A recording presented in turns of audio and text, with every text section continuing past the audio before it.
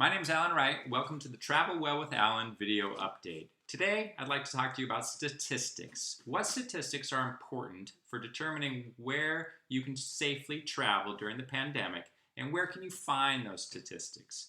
We all know the top level statistics that are most often bandied around, which are total number of cases and total number of deaths for a country, a state, or even a county. Those are useful for figuring out sort of the overall impact of the pandemic on a region, but they don't tell you anything at all about what's happening currently, which is what you want to know as a traveler. So a better statistic would be current cases or even current deaths. But even that is limited because we know that a big state like New York, which has its act together, is going to still have quite a few current cases and current deaths because of its population size, and it will look worse than a small state that doesn't have its act together. So a better statistic than that would be current cases by population.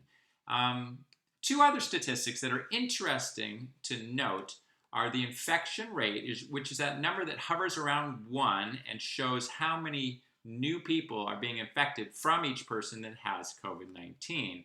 If that number is above 1, it sort of shows we're losing the battle. If it's below 1, we're winning the battle. So that is important for an area.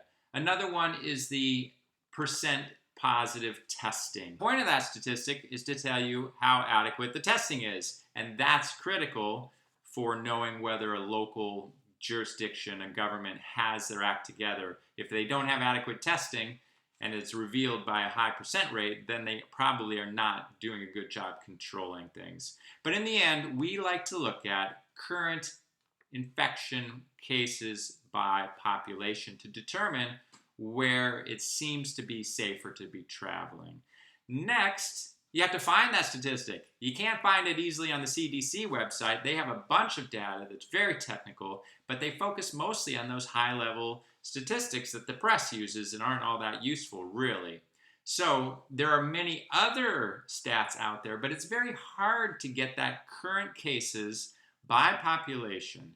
One place I have found a good summary of that is called COVID Act Now.